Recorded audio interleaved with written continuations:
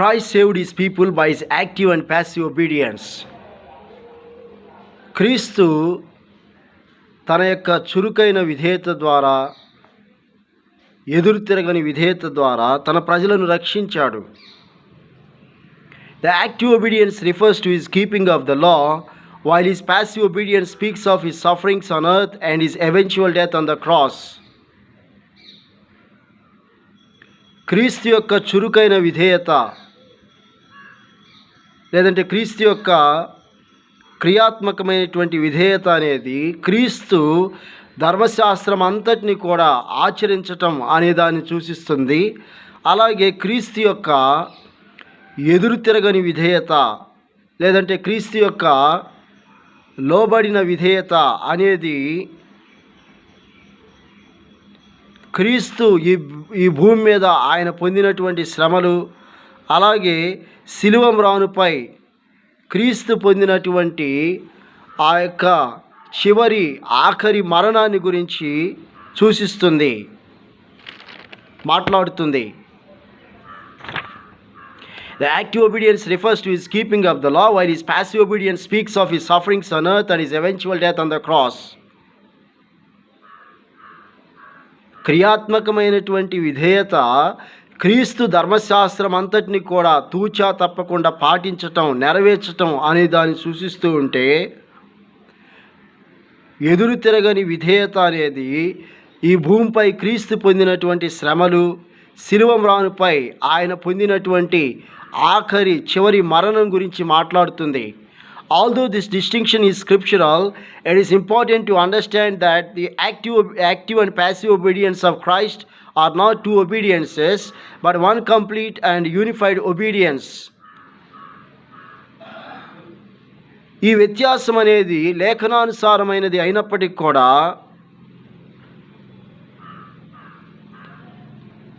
మనం అర్థం చేసుకోవాల్సినటువంటి ప్రాముఖ్యమైన సంగతి ఏమిటంటే, క్రీస్తు యొక్క చురుకైన విధేయత, అలాగే లోబడిన విధేయత లేదంటే ఎదురు తిరగని విధేయత అనేవి ఇవి రెండు విధేయతలు కావు, కానీ అవి ఏకీకృతమైనటువంటి ఒకే సంపూర్ణమైనటువంటి విధేయతగా ఉన్నాయి. The active and passive obedience of Christ are simply two aspects of the one obedience of Christ.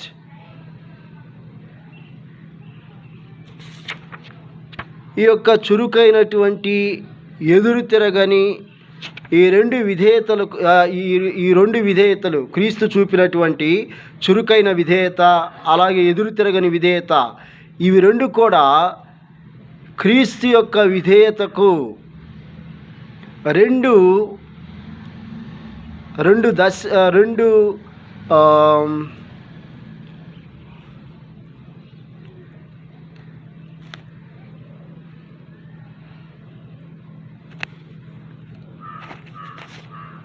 రెండు ఆస్పెక్ట్స్గా లేదంటే రెండు దృక్పథాలుగా ఉన్నాయి.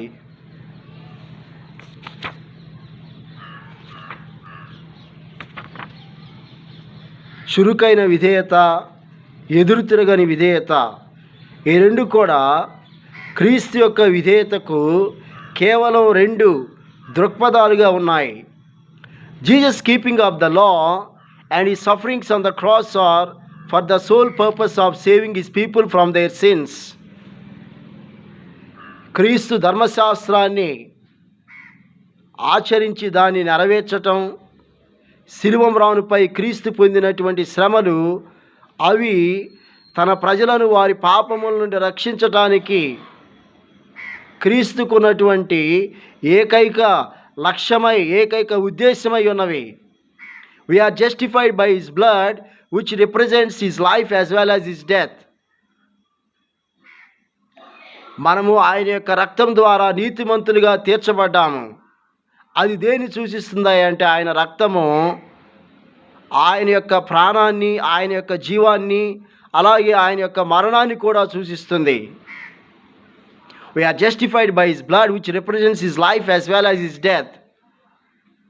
ఆయన యొక్క రక్తం ద్వారా మనం నీతిమంతులుగా తీర్చబడితేమే అనేది దేనిని సూచిస్తుంది అంటే, క్రీస్తు యొక్క జీవము, క్రీస్తు యొక్క మరణాన్ని కూడా సూచిస్తున్నది. The obedience of Christ includes all he did in satisfying the demands of the law from the time of his birth to the time of his death. Galatians chapter 4 verses 4 to 5. గలతీయులకు రాసిన పత్రిక 4వ అధ్యాయం 4 నుండి 5 వచనాల ప్రకారము క్రీస్తు యొక్క విధేయతలో ఏమేమి ఉన్నాయి అంటే, క్రీస్తు తన యొక్క జననం నుండి క్రీస్తు తన యొక్క జనన కాలం నుండి తన యొక్క మరణకాలం వరకు ఆయన ధర్మశాస్త్రం యొక్క షరతులు ఏమైతే ఉన్నాయో వాటిని సంతృప్తి పరచటానికి క్రీస్తు ఏమైతే చేసి ఉన్నాడో అవన్నీ కూడా క్రీస్తు యొక్క విధేయతలో అవన్నీ కూడా సమకూడి జత చేయబడి ఉన్నవి.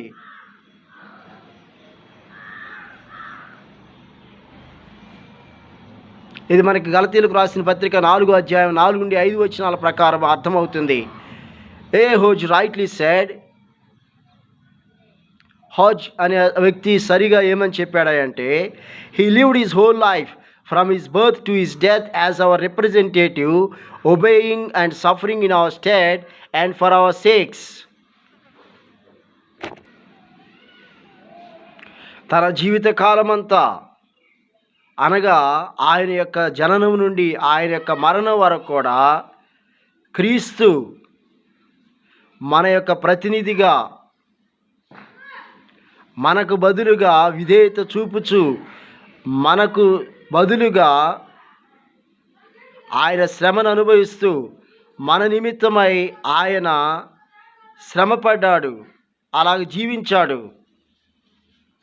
And during his whole course, all his suffering was obedience, and all his obedience was suffering.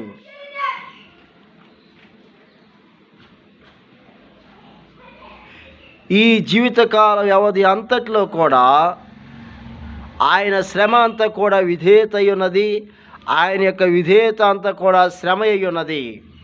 His earthly life as suffering cancels the penalty, and as obedience fulfills the precept and secures the promised reward.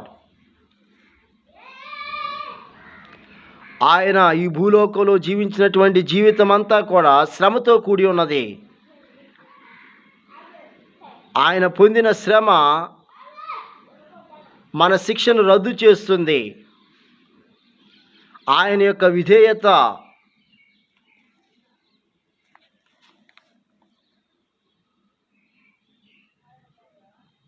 నియమమును, ఆదేశమును, సూత్రమును సంపూర్తి చేస్తూ మనకు వాగ్దానం చేయబడినటువంటి బహుమానాన్ని సంపాదిస్తుంది. Hose went on to say, ఈ యొక్క hose ఇంకా ఆయన చెప్తూ ముందుకు కొనసాగింది ఏమిటంటే, the endurance of the penalty therefore is required of Christ's people in order that their sins be expiated.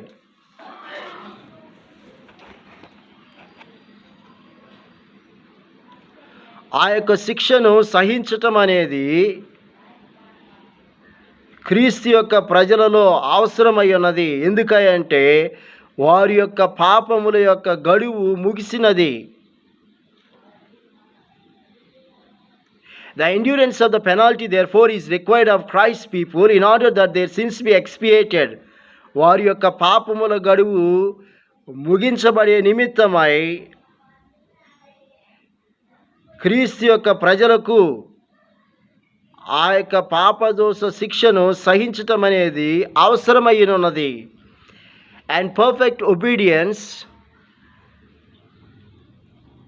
is required for a definite period in order that they may be righteously advanced to the grace which had from the beginning been offered only on that condition.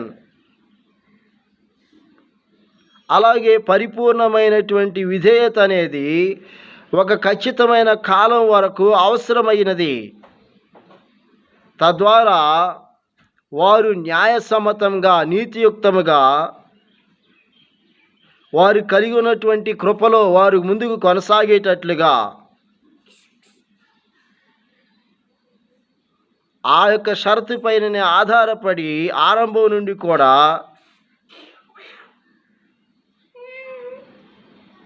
వారికి ఇవ్వబడినటువంటి కృపలో వారికి ముందుకు కొనసాగించబడాలని వారికి అనుగ్రహించబడినది.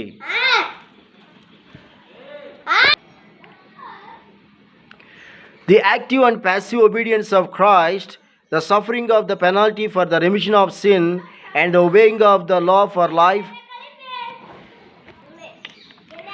The active and passive obedience of Christ, the suffering of the penalty for the remission of sin, and the obeying of the law for life do not therefore constitute two satisfactions, but are one complete and perfect satisfaction of the whole law in all its relations.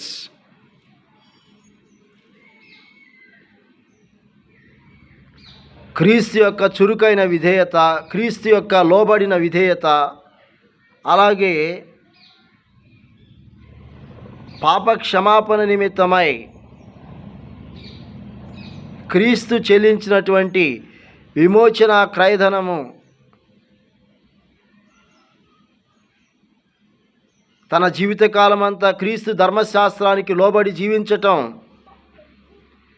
ఇదంతా కూడా రెండు సంతృప్తులను స్థాపించటం కాదు, కానీ ఆ రెండు కూడా ఒకే పరిపూర్ణమైనటువంటి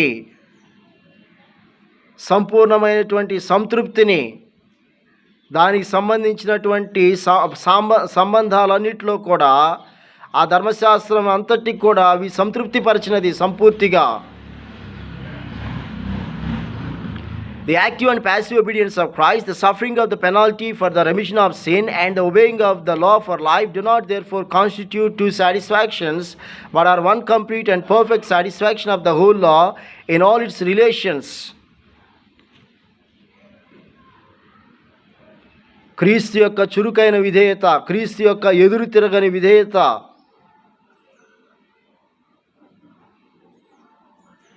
పాప క్షమాపణ నిమిత్తము విమోచన క్రయధనముగా క్రీస్తు శ్రమపడటం, తన జీవితకాలం అంతా కూడా ధర్మశాస్త్రానికి విధేయుడిగా జీవించటం, ఇదంతా కూడా రెండు సంతృప్తులను స్థాపించటం లేదు, కానీ దానికి సంబంధించినటువంటి సంబంధాలన్నిటిలో కూడా ధర్మశాస్త్రం అంతటినీ పరిపూర్ణంగా సంపూర్తిగా సంతృప్తిపరిచేదిగా ఉన్నది. The doctrine of the passive obedience of Christ is often emphasized, but the active obedience of Christ is unfortunately quite neglected in churches and Bible schools. క్రీస్తు యొక్క లోబడిన విధేయత అనేది తరచుగా అది నొక్కి వక్కానించబడుతుంది, కానీ క్రీస్తు యొక్క చురుకైన విధేయత అనేది దురదృష్టవశాత్తు అనేక క్రైస్తవ సంఘాలలో, వేదాంత పాఠశాలలలో అది నిర్లక్ష్య పెట్టబడినది. తరచుగా Christians ought not to be ignorant of this important aspect of Christ's obedience. క్రైస్తవులైనటువంటి వారు క్రీస్తు యొక్క విధేయతలో ఈ ప్రాముఖ్యమైనటువంటి దృక్పథాన్ని గురించి లక్ష్య పెట్టని వారిగా, పట్టించుకొని వారిగా ఉండటానికి వీల్లేదు. The last words of J. Gresham Machen, the great Bible scholar, were, "The active obedience of Christ, no hope without it." Amen. గొప్ప బైబిల్ పండితుడైనటువంటి జే గ్రేషమ్ మేషన్ ఆయన యొక్క చివరి మాటలు ఏమిటాయంటే, క్రీస్తు యొక్క చురుకైన విధేయత అది లేకపోయినట్లయితే ఎలాంటి నిరీక్షణ అంటూ లేదు. ఆమెన్.